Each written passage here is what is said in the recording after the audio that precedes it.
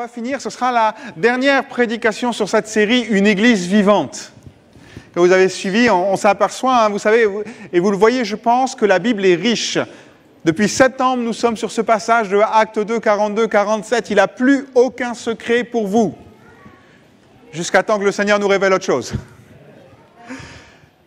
Et je voulais reprendre un thème, j'en ai parlé avec le pasteur Olivier, cette église joyeuse. J'ai écouté la prédication du pasteur Olivier parce que je ne veux pas me faire redondant et répéter des choses, mais je voulais reprendre, c'est vraiment quelque chose que j'avais à cœur. Et tout en lisant ce passage de Actes 2, versets 42 à 46, le verset 46 nous dit ceci. Ils étaient chaque jour tous ensemble assidus au temple, ils rompaient le pain dans les maisons et prenaient leur nourriture avec joie et simplicité de cœur, avec joie. Ici, on ne parle pas d'un repas, proprement dit. Bien sûr que dans les premiers temps, la Sainte Seine se faisait autour d'un repas, ça on le sait, mais quel serait l'intérêt de juste signaler qu'on prend un repas, que les nouveaux chrétiens prenaient le repas ensemble, si ce n'est l'aspect de la communion fraternelle? Non, ici on parle aussi bien sûr de cette notion de Sainte Seine, c'est pour ça que c'est approprié ce dimanche. Et quand on parle de joie, il y a plusieurs termes qui sont parfois synonymes dans notre langage français. Joie, heureux, bonheur, c'est un peu des choses qu'on peut utiliser, mais il y a quelques petites nuances peut-être. Je dirais, en cherchant, en étudiant un petit peu, je dirais la joie, c'est premièrement une émotion. D'accord? Je vous rappelle, émotion, qu'est-ce que c'est? Énergie motrice. C'est quelque chose qui provoque quelque chose en nous qui naît, et après nous on a à le canaliser. La colère est une émotion, l'amour est une émotion, et on canalise tout ça. La joie en est une aussi. Mais la joie, si je dirais dans les définitions que j'ai trouvées, je dirais que c'est quelque chose qui jaillit, qui est spontané, qui vient, qui est fort, mais qui n'est pas forcément durable, qui ne reste pas forcément sur le temps. D'accord? D'où l'expression « on saute de joie ». Passez pas votre vie en l'air. On saute de joie, c'est waouh, ok, vous avez une bonne nouvelle, vous sautez de joie, vous êtes heureux, mais ça ne dure pas forcément sur le temps, peut-être contrairement à la notion de bonheur, être heureux. Ou bonheur, ça va être plus sur le temps, mais peut-être moins intense que la joie. On est heureux, on est bien, il y a un sentiment de bien-être, donc c'est un état, et on est là et vraiment on se sent bien, on est bien, on a la même émotion, je dirais, que la joie, sauf qu'on n'est pas au niveau, elle n'est pas aussi forte, aussi appuyée. Si je veux définir tout cela, j'étais surpris parce que dans un sondage, je ne sais pas si vous avez vu ça, il y a à peu près un mois, il y avait un sondage qui disait que 8 Français sur 10 sont heureux. Je ne sais pas si vous en souvenez. 8 Français sur 10, et je regarde, je fais au travers d'une crise économique, au travers de problèmes sanitaires, 8 Français sur 10 se disent heureux. Moi, ça m'a un peu surpris. Pourquoi ils sont heureux et pourquoi je vois tant de choses sur Internet? Pourquoi il y a autant de manifestations si tout le monde est heureux? C'est les 2 sur 10 qui font les manifestations et qui font les trucs sur Internet? Vous comprenez? Il y a presque un non-sens. Alors, que nous dit la Bible sur la joie et le bonheur? Eh bien, comprenons déjà que la joie et le bonheur, c'est vraiment très proche dans la Bible. C'est vraiment très proche. Nous, on va le différencier dans le langage français. C'est beaucoup plus proche. C'est du même registre. Pourquoi? Parce que je vous disais, la joie, c'est quelque chose d'intense, mais pas durable. Et le bonheur, c'est durable, mais pas intense. Mais la joie dans la Bible, elle doit être permanente. Donc, on se retrouve un peu comme le bonheur. Mais ce n'est pas vraiment le bonheur, parce que le bonheur est moins intense que la joie. Et nous, ça doit être intense. Et c'est ça. Là, on a cette première dimension que je voudrais appuyer, c'est que la joie et le bonheur, et vous allez le comprendre, sont deux choses qui sont synonymes dans la Bible. Être heureux, pourquoi? Parce que notre joie n'est pas appuyée sur ce que nous pouvons voir, elle n'est pas passagère. Elle est basée en quelqu'un qui la Bible dit qu'il est immuable, qu'il ne change pas, qu'il n'y a pas d'ombre de variation. Elle est appuyée sur la personne de Dieu. Je ne sais pas si vous avez déjà eu ces discussions avec des gens concernant la Bible. Et des fois, les gens ils sont récalcitrants à s'approcher de Dieu. Oui, c'est une série de lois, c'est austère, je devrais renoncer à plein de choses. Presque, l'image qu'on a, c'est « je ne pourrais plus rire ». je ne pourrais plus être joyeux. Je ne sais pas si vous avez déjà eu des fois des réflexions quand vous discutez avec des gens. C'est un peu l'image qu'ils ont. Alors, je ne sais pas si c'est notre culture, peut-être catholique, et c'est vrai qu'une cathédrale est plus un lieu, ou une église traditionnelle est plus un lieu qui est voué au recueillement qu'à la joie. Et d'ailleurs, dès qu'on crie dans une église, une cathédrale, ou qu'on chante fort, ça résonne dans tous les sens, c'est impossible. Mais peut-être qu'on a un héritage qui est là dans notre société, peut-être même la Réforme. Vous savez qu'à la Réforme, les Calvins, les Luther et tous les autres étaient habillés en noir, une question d'austérité, une image d'austérité qui était donnée, et aussi peut-être une notion qui est là. On sortait d'une église au Moyen-Âge qui était très bling-bling, très dans les faces et dans les choses comme ça, et eux, ils sont sortis parce que ça, ils n'en voulaient pas, ils voulaient revenir à l'essentiel, à la parole de Dieu. Et tout compte fait, on va s'apercevoir que on a eu ce décalage peut-être dans le milieu protestant où on a évolué et avec une notion d'austérité. Et tout ça, ça fait notre culture en soi. Et on a peut-être un héritage dans notre société, je ne parle pas dans nos églises, on n'en est plus là, mais il y a cette image qui reste ancrée où dans une église, on ne peut pas rire, on ne peut pas s'amuser. D'accord ? En toute bienséance, bien sûr. Pourtant, j'ai été étonné. J'ai regardé le mot joie, les synonymes, les mots, les verbes, les adverbes, tout ce qui concerne la joie. Et je ne sais pas si vous imaginez combien de mots il y a pour définir la joie, que ce soit un verbe, un adverbe ou un mot ou un adjectif. Dans l'Ancien Testament, il n'y a rien que 10 mots. Dans le Nouveau Testament, il y en a 9. Dans l'Ancien Testament, tous ces mots, vous les retrouvez, tenez-vous bien, 1061 fois. C'est cité, la notion de joie est reprise plus de 1000 fois dans l'Ancien Testament. Dans le Nouveau Testament, c'est 170 fois. Et là, quand quelqu'un me dit « mais la Bible est austère, être chrétien, c'est être austère », je dis non. Ou alors sinon, c'est un chrétien qui n'a pas lu sa Bible ou qui n'a pas compris l'essence, ou qui ne se lâche pas, ou qui se retient au fond de lui-même. Mais la Bible, elle nous invite à la joie. Au total, 1200 références sur la joie. C'est énorme. C'est énorme. C'est plus que certaines autres références sur lesquelles auxquelles on tient. On a des exemples de joie. C'est David qui danse devant l'arche. Il est tellement joyeux qu'il danse devant l'arche. Et même sa femme dit, mais c'est pas bien ce que tu fais. Voilà. On a ce cantique qu'on connaît et que vous avez chanté il y a un mois, que je ne vous ferai pas chanter. Je suis dans la joie quand on me dit... Ok, venir à l'église, on doit être dans la joie. Ce matin, on souriait avec mon épouse et par rapport à ça, et voilà, on doit être dans la joie. C'est pas super, je vais à l'église. Pourvu qu'elle est fermée ce matin. Ok, on est dans la joie, on va à l'église. Pas parce qu'on vient ici, mais parce que Dieu, je vous le disais, Dieu est là avant nous. On vient à sa rencontre. Alors on peut le faire chez nous, mais là on vient ensemble. Il y a une autre dimension, il y a une autre chose. Combien de fois dans la Bible on parle de chant, on parle de fête, on parle de danse, de musique, tout un ensemble. La Bible, je le répète, est joyeuse. Lorsque Jésus parle, l'un des premiers moments où il parle, le premier sermon, il commence par quoi ? Les béatitudes. Heureux ceux. Alors vous allez dire heureux. Eh bien oui, heureux, le mot heureux signifie heureux bien sûr, mais spirituellement comblé, plein de joie et de satisfaction. Plein de joie et de satisfaction. C'est ça, être heureux pour un chrétien. C'est être rempli de joie. Une joie qui ne s'efface pas, bien qu'on va voir. Lorsque les disciples sont baptisés du Saint-Esprit, qu'est-ce qu'on dit d'eux ? À la Pentecôte, on les regarde et on dit « ils sont pleins de vin doux ». Les disciples sont obligés de se défendre. Non, attendez, c'est 9h du matin ou 10h, je ne sais plus, on n'a pas bu à cette heure-là, quoi. Mais vous savez, qu'est-ce qui s'apparente au fait de trop boire ? C'est une gaieté. Et je crois en effet que quand le Saint-Esprit est descendu, il y avait une gaieté, il y avait une joie qui n'était pas liée à de l'alcool ou quoi que ce soit, mais juste à la présence de Dieu. Et je crois que les gens ont vu tout ça, ils ont mélangé, ils ont dit voilà, non, ils sont ivres. Ils disent n'importe quoi, ils ne savent plus parler, ils sont joyeux, voilà, ils doivent être ivres. Mais je crois qu'ils étaient joyeux parce qu'il y avait la présence de Dieu. Et la preuve en est Galates 5, 22, lorsqu'on parle du fruit de l'esprit, le fruit de l'esprit c'est quoi ? L'amour, la paix, la joie. La Bible est joyeuse. La Bible nous invite à être dans la joie.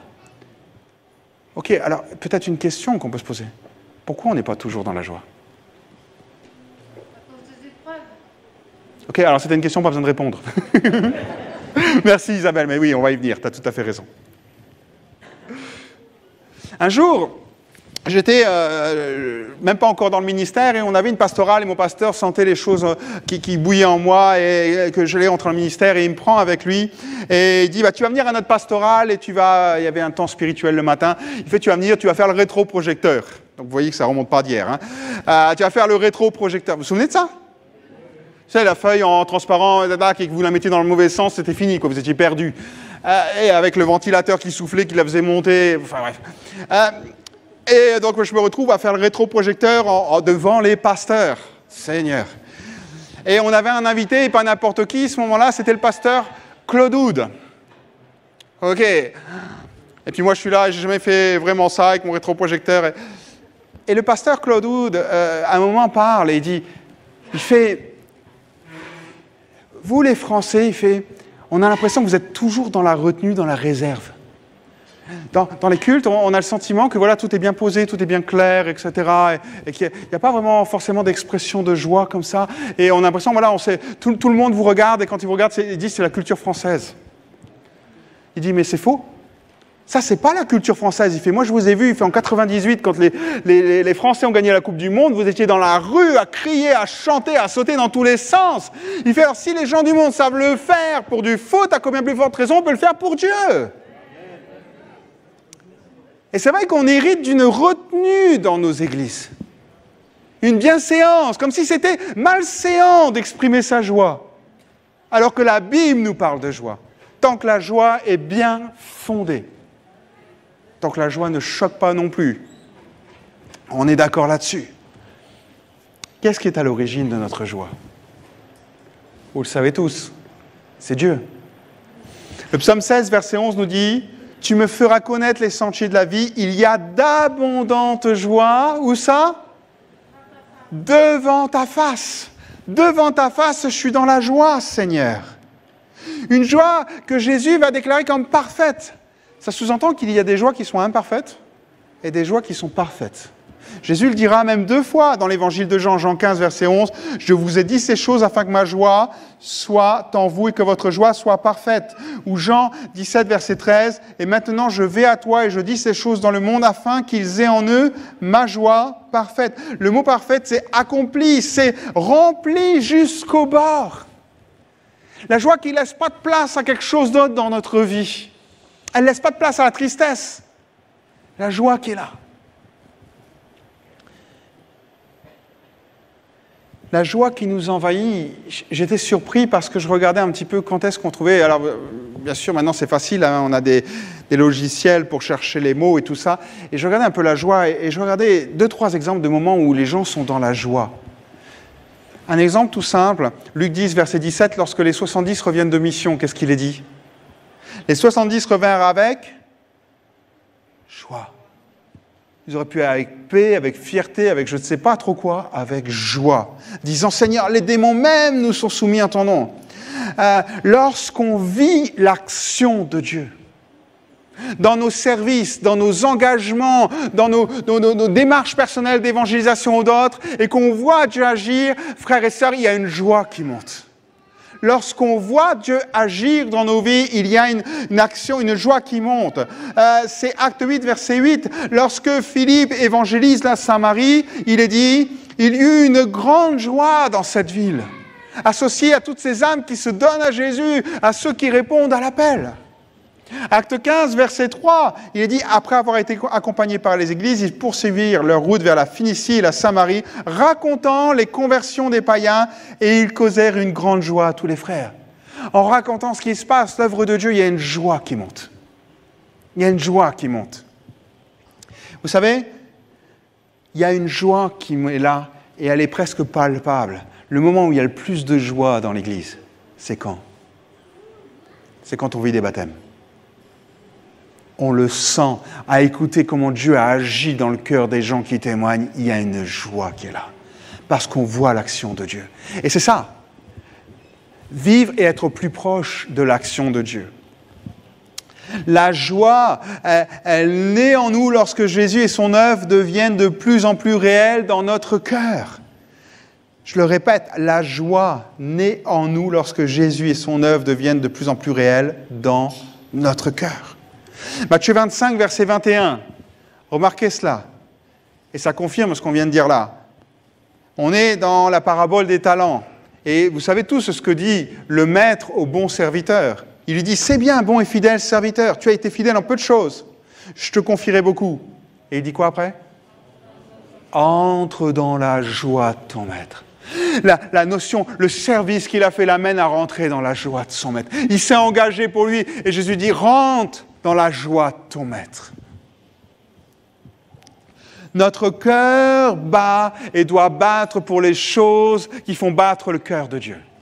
Lorsque notre cœur bat pour les choses que Dieu aime, il se passe des choses et Dieu dit, tu vas rentrer dans ma joie. Tu vas vivre quelque chose de fort. Mais c'est vrai, on le disait tout à l'heure, Isabelle nous le disait, mais il peut y avoir des choses où tout compte fait notre joie, et vous allez me dire, Laurent, j'en suis loin peut-être, je suis un mauvais chrétien. Non, vous n'êtes pas des mauvais chrétiens, il n'y a pas de mauvais chrétiens, mais c'est vrai que parfois, c'est pas si simple de rentrer dans la joie de Dieu. On l'a vu, et les épreuves, comme nous citait Isabelle, sont là. Remarquons peut-être quelques petites choses, et juste souligner deux choses qui font que la joie peut être gâchée. D'abord, comprenons qu'elle peut l'être. Jean 16, verset 22. Jésus dira, « Vous donc aussi, vous êtes maintenant dans la tristesse, mais je vous reverrai, et votre cœur se réjouira, et nul ne vous ravira votre joie. » Ça montre que notre joie peut être enlevée. On peut la ravir, on peut l'ôter. D'accord ? On peut nous la prendre. Le pasteur Olivier disait, quand il a prêché là-dessus, on peut nous la voler. Parce que c'est ça la notion de ravir. On peut voler notre joie. Bien sûr qu'on a aussi notre part là-dedans, mais qu'est-ce qui peut voler notre joie ? Reprenons par exemple la parabole du semeur. Le semeur, il est dit ceci, Matthieu 13, verset 20, « Alors j'ai pris dans Parole de vie. Le sol plein de pierres, ce sont les gens qui entendent la parole et qui la reçoivent aussitôt avec joie. Mais la parole n'a pas de racine en eux, ils changent facilement d'avis. Alors quand il y a des difficultés ou quand on les fait souffrir à cause de la parole, ils abandonnent tout de suite. » Donc on s'aperçoit ici, c'est les problèmes, c'est les difficultés, c'est les épreuves de la vie. Les épreuves de la vie peuvent venir. Et la solution qui est présentée là, c'est quoi ?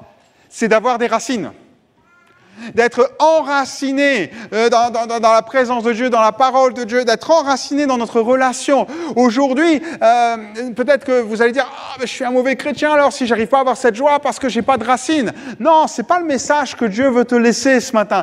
Ça, c'est le message de l'accusateur. Si tu entends que tu es un mauvais chrétien, c'est que l'accusateur est occupé de te dire quelque chose. Lorsque tu lis cette parabole et dans ce passage, ce que Dieu est occupé de dire, si tu passes par des épreuves et que tu n'as pas la joie, ok, c'est juste parce que tu dois t'appuyer plus sur moi et tu dois aller plus loin avec moi. En gros, c'est presque une invitation à aller plus loin avec lui. Une invitation à rentrer plus dans sa présence et non pas une accusation comme quoi tu es un mauvais chrétien. Et lorsqu'on a des racines, il y a aussi quelque chose qui m'a surpris dans cette étude, c'est comment les gens dans le Nouveau Testament peuvent être joyeux dans les épreuves. Alors ça, c'est une gymnastique, c'est presque le grand écart pour nous. 2 Corinthiens 8, verset 2. Paul parle. « Au milieu de beaucoup de tribulations qui les ont éprouvées, leur joie abondante. » Beaucoup de tribulations, joie abondante. J'ai envie de dire, attends, mais c'est quoi ça ? Ils sont joyeux dans les tribulations. Ils ne sont pas joyeux d'être éprouvés. Ils ne sont pas joyeux de souffrir. Personne n'est joyeux de souffrir, on est bien d'accord là-dessus. Mais ils arrivent à trouver une joie parce que leur joie ne dépend pas des circonstances de la vie, leur joie dépend de leur relation avec Dieu. Et ils disent, ça c'est ma joie. Et là, en effet, comme Dieu ne change pas, comme Dieu est toujours le même, là, ça ne bouge pas. Même si tout s'affole autour de nous. Regardez, une autre chose. Acte 13, versets 50 et 52. Il dit « Mais les Juifs excitèrent les femmes dévotes de distinction et les principaux de la ville. Ils provoquèrent une persécution contre Paul et Barnabas, et ils les chassèrent de leur territoire. Paul et Barnabas secouèrent contre eux la poussière et leurs pieds et allèrent à Icône, tandis que les disciples étaient remplis de joie et du Saint-Esprit. » Vous voyez, encore une fois, l'association joie et Saint-Esprit. Mais il y a une persécution, hein. Et puis hop, on a l'impression que tout le monde part en chantonnant. Oh, c'est pas grave, on y va. Ils sont joyeux. Mais qu'est-ce qui se passe? Ils sont joyeux parce qu'ils vivent quelque chose en Dieu. Alors, soyons humains, soyons aussi très humains, je vais le dire comme ça. C'est vrai que quand on a des moments difficiles, des épreuves, c'est normal. On se prend un coup, on est assommé, c'est difficile, il faut remonter la pente. C'est pas aussi simple que ça. Là, on est vraiment dans la théorie. Hein. C'est peut-être des semaines qui sont résumées en 2 phrases, 2 versets. Mais il y a cette notion, en gros, où la Bible nous dit, oui, ok, tu peux être abattu. Tu as le droit d'être abattu, tu as le droit d'être triste, tu as le droit d'être découragé, tu as le droit. Mais ça ne doit pas être un état. Ça ne doit pas demeurer tous les jours. Ça doit évoluer. Comme chacun d'entre nous, lorsqu'on apprend une mauvaise nouvelle sur notre santé, on reçoit comme un coup de massue, on est assommé et ça va prendre peut-être des jours, des semaines, peut-être des mois, mais on va aller chercher et puiser dans nos racines pour retrouver cette joie. Et c'est ça, en fait. Ce que Dieu est en train de nous dire, c'est que tu peux être abattu. Et il y a plein d'endroits où les gens sont abattus et Dieu ne les condamne pas dans la Bible. Mais ça ne doit pas être notre état. On ne doit pas demeurer, on ne doit pas se contenter de rester là-dedans. On doit dire, non Seigneur, je ne suis pas bien. Le reconnaître et dire, Seigneur, mais je veux avancer, je veux en sortir, je ne veux pas rester là-dedans. Et pour certains, ça va être quelques jours, tant d'accrocher la mauvaise nouvelle. Pour d'autres, ça va être des semaines. Pour d'autres, ça va être des mois. Ça dépend ce qui s'est passé, ce qui est arrivé. Mais en tout cas, notre joie doit être séparée des circonstances que l'on traverse. Notre joie aussi, c'est quelque chose qui est indépendant de nos biens. Aujourd'hui, on est presque joyeux, allez, quand on gagne au loto, quoi. Bon, bien qu'on ne joue pas, hein. Mais on peut... C'est ça. Un grand héritage. Waouh! On saute au plafond, on va au resto, on fait la fête, on invite tout le monde. Quelqu'un disait ceci, « Notre société, dans un but marchand, entretient notre frustration. Elle attire notre attention vers ce que nous n'avons pas et ce qui est payant, et nous détourne de ce que nous avons, de ce qui est gratuit. Le bonheur est toujours autre chose, ou ailleurs, est toujours payant. Cette orientation déforme notre culture dans laquelle bon nombre de choses gratuites sont devenues ringardes. L'amitié, l'amour, le partage, les promenades, comme si ça n'avait plus aucune valeur. Alors que c'est dans ces moments simples qu'il peut y avoir beaucoup de joie. Mais parce que notre société nous montre, ne serait-ce que les publicités, le parfum que vous devez absolument avoir pour que vos cheveux repoussent. On veut le parfum pour que les cheveux repoussent. Vous comprenez? Mais c'est ça, ils nous montrent toujours des choses qu'on a besoin. Non, en fait, on ne les a pas besoin. On ne les a pas besoin, mais ils nous font croire qu'on les a besoin. Et ça, c'est partout. Et surtout... aux fêtes de Noël. Je ne veux pas vous gâcher votre plaisir. Hein. Achetez-vous des cadeaux, allez-y, bénissez-vous les uns les autres. Mais c'est ça. C'est ça, malheureusement. Et la deuxième chose qui tue notre joie, c'est de voir les choses à côté. Et de penser que les choses à côté sont plus belles que celles que l'on a. Donc, je ne suis pas joyeux. Parce que je n'ai pas la plus belle chose. Mais dans ce cas-là, ça veut dire que notre bonheur dépend de ce que l'on possède. Mais ça veut surtout dire qu'on ne réalise pas ce qu'on possède. Ça veut surtout dire qu'on ne réalise pas ce qu'on possède. Je ne dis pas qu'on doit vivre dans la misère, hein, dans la précarité. Mais cette parabole que Jésus donne sur le royaume, Matthieu 13, verset 44, où il dit « Le royaume des cieux est encore semblable à un trésor caché dans un champ. L'homme qui l'a trouvé le cache, et dans sa joie, il va vendre tout ce qu'il a et il achète le champ. » Vous avez remarqué? Dans sa joie. Et c'est ça, en fait. C'est tout à fait ça. C'est réaliser le trésor qu'on a reçu. Et pas commencer... vous savez, je ne sais pas, bon, on a tous vu des enfants ou eu des enfants, ou au pire, tous étaient un enfant. Vous avez déjà remarqué les enfants, comme vous leur donnez un jouet, et vous donnez un autre jouet à l'autre, et puis souvent, ils veulent le jouet de l'autre. Il est forcément mieux que le leur. Et c'est ça. Et des fois, on a ce sentiment que c'est mieux. Tout ce qu'il y a autour, c'est mieux. Même dans le domaine spirituel. Tout ce qu'il y a là est mieux que ce qu'on a nous-mêmes. Alors que Jésus lui dit, lorsqu'on le rencontre, c'est notre trésor. Et ce qui me surprend dans ce passage, c'est que l'homme est capable de vendre tout ce qu'il a. C'est-à-dire, on ne parle pas de vendre, ne vendez surtout pas votre maison, votre voiture ou toutes ces choses-là. Loin de moi cette idée-là, mais en gros, il est occupé de dire, tout le reste n'a plus d'importance, si ce n'est ça. Tant qu'il le garde, tant qu'il le préserve, tant qu'il garde précieusement le trésor, c'est-à-dire sa relation avec Dieu, cette rencontre avec Dieu. Et c'est ça. Il est prêt à abandonner tout le reste pour garder ce qui a de la vraie valeur. Et aujourd'hui, parfois, justement, ce qui tue notre joie, c'est qu'est-ce qui a de la valeur à nos yeux. Et parfois, vous savez, je ne me fais pas accusateur, je ne veux pas juger, on a tous à se remettre en question, moi le premier, mais est-ce que vraiment tout ce qu'on a, il n'y a pas des choses qui prennent la place de Dieu, qui ont plus de valeur et qui nous rendent heureux ou pas en fonction de ce qu'on a. Tu as de l'argent à la bourse, tu gagnes de l'argent, tu es heureux, t'en perds. Je suis désolé pour toi si t'en perds. Mais d'une autre manière, ce n'est pas ça qui doit te rendre heureux. C'est bien, ça ajoute peut-être un bonus, c'est génial, tu pourras donner à l'action missionnaire. Mais, mais dans tous les cas, ce qui doit faire ta joie et ce qui est instable et ce qui ne bouge pas, c'est ta relation avec Dieu. C'est ta relation avec Dieu. Laissez-moi conclure, comme je dis, je ne vais pas être très long ce matin. On va prendre la Sainte Seine dans quelques instants. Mais donc, le bonheur ne dépend pas entièrement de notre situation, de nos possessions, mais plutôt de la manière dont nous regardons les choses, dont nous observons les choses. Par rapport à la parole de Dieu, par rapport à la personne de Dieu, par rapport à notre relation qui, lui, est notre vrai trésor. Tout compte fait. Où est notre trésor ? Prenons conscience de ce qu'on a, parce qu'il est dans notre relation avec Jésus. Paul disait ceci, un verset très court, 1 Thessaloniciens 5, verset 16. Soyez toujours joyeux. Alors, je ne sais pas si vous le connaissez certainement tous, mais est-ce qu'on s'est déjà arrêté un instant ? Si je regarde ce verset, je me dis, soyez, mais c'est un ordre. C'est un ordre, la manière dont c'est écrit, c'est un ordre. Sois joyeux.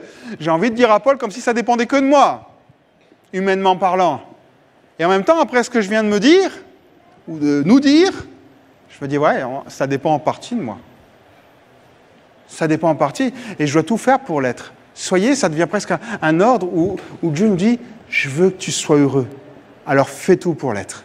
Tu auras des coups dans la vie, tu auras des moments difficiles, il y aura des moments de privation, il y aura tout un ensemble de choses. Mais fais tout pour être heureux parce que ta joie, elle est en moi.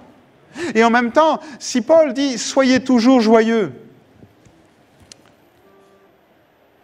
non seulement c'est un ordre et pas un ressenti, pas une émotion qui monte et qui descend au fur et à mesure des choses, mais c'est aussi accessible. Sinon, il ne le dirait pas. Si ça dépendait que de nous d'être heureux et que ce n'était pas possible, il ne le dirait pas. Pourtant, il s'adresse à nous, il s'adresse aux chrétiens. Soyez toujours heureux, donc, par conséquent, c'est que c'est possible d'être toujours heureux. C'est possible parce que c'est la parole de Dieu. Frères et sœurs, dans quelques instants, on va prendre la Sainte Seine. Je reprends notre passage, Actes 2, 46. Il est dit, « Et ils prenaient leur nourriture avec joie et simplicité de cœur. » Est-ce que ce matin, on arrivera à prendre la Sainte Seine avec joie ? Il faudra à un moment peut-être qu'on fasse chacun le bilan de nos vies et dire, est-ce qu'il n'y a pas des choses qui vont freiner cette joie ce matin ? Est-ce qu'il n'y a pas peut-être des épreuves, des soucis, et je le comprends fort bien et je sais que Dieu le comprend aussi. Peut-être qu'il y a des choses qui ont pris la place de Dieu et qui volent ta joie, tout compte fait. La seule chose à laquelle tu penses, c'est à ce que tu vas faire cette semaine en rentrant chez toi ou je ne sais trop quoi. Et tu te dis vivement que ce soit fini cet instant.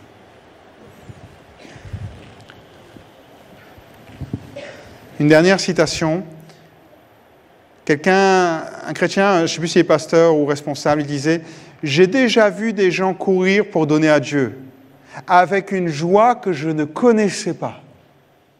J'ai compris qu'ils savaient à qui ils donnent. » Frères et sœurs, savons-nous auprès de qui nous allons nous approcher pour la Sainte Seine?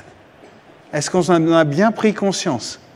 Ou est-ce que c'est devenu un rituel religieux? C'est pour ça que je me bats pour l'instant et qu'on l'a fait qu'une fois par mois. Je veux que ce soit vraiment quelque chose d'ancré dans nos cœurs. Qu'on le réalise pleinement chaque dimanche, le premier dimanche du mois, où on dit Seigneur, je veux réaliser devant qui je m'approche. Je ne m'approche pas par habitude, je ne sais pas une liturgie dans ma religion. Non. C'est un acte réfléchi et je sais ce que je vais faire. Je vais m'approcher de celui qui m'a béni, de celui qui est mon trésor, de celui qui me donne la joie contre toute attente.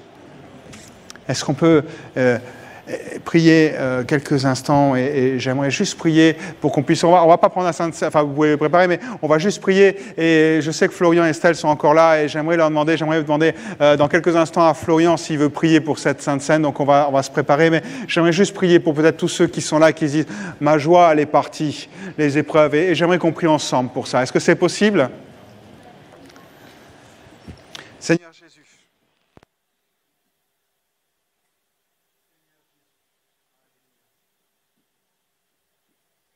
Dieu, nous venons devant toi ce matin.